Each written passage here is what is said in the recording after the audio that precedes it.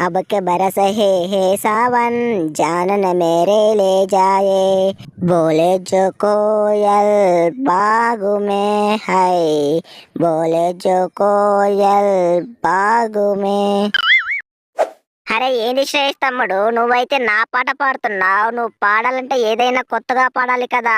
నేను పాడిన పాట పాడితే ఎలా? అరే ధోని అన్న, నువ్వైతే రెడీగా ఉండు.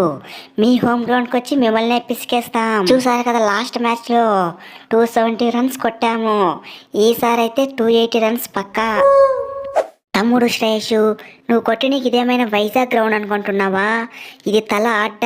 మీరైతే 200 రన్స్ కూడా కొట్టరు. అరే ఏం మాట్లాడుతున్నావు ధోని బ్రో?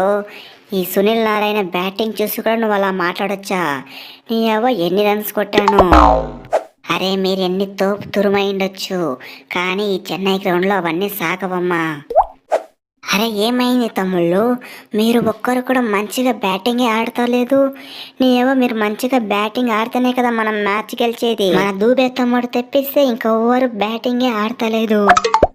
అరే ధోని అన్న, నేనైతే 2 మ్యాచ్లు ఆడేపాటికి నాపై దిష్టి పడింది.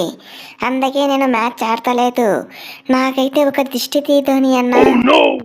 అరే నీకొక్కడికే దిష్టి పడలేదు రచిన్ తమ్ముడు, మన టీం మొత్తానికి దిష్టి పడింది.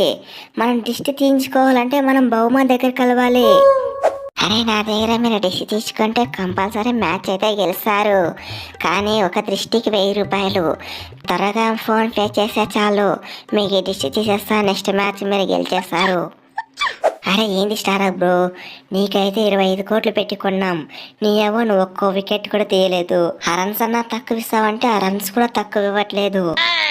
అరే ఉండు శ్రేయస్ బ్రో, నేనైతే ఏం చేయను చెప్పు. నేను వికెట్ తీయడానికే ప్రయత్నిస్తున్నా, ఆ వికెట్ పడలేదు. అరే మీరు వీడియోని చూడడం కాదు, ఆ లైక్ సబ్స్క్రైబ్ చేసి మన యూట్యూబ్ బలకని పెంచుర్రా బాయ్.